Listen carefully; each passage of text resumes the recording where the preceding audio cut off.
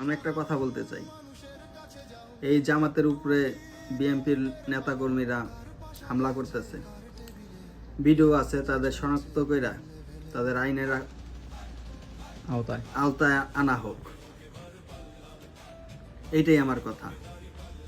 তারপরে সেক্রেটারি মেরে ফেললো, এই বিষয়ে কিছু কোন?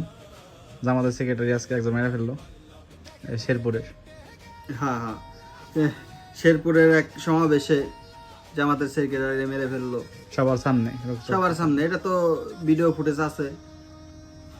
আইন শৃঙ্খলা বাহিনী আপনারা দেখেন, দেখে সবাই গ্রেপ্তার করেন। আর দেশে সবাই সবার কাছে ভোট চাইতে পারে, সে যে রাজনীতির দলে হোক না। এটা স্বাভাবিক প্রসেস, এটা স্বাভাবিক প্রসেস। হ্যাঁ। সবাই সবার কাছে ভোট চাইতে পারে, মানুষের সবাই এই করতে পারে, অ্যাপ্রোচ করতে পারে, এতে তো দোষের কিছু এটাই নেই। আমার কথা। সাধারণ জনগণ জানি যায় সুন্দরভাবে ভোটও দিতে পারে, আপনারা এটা দেখবেন। বাস, আসসালামু আলাইকুম।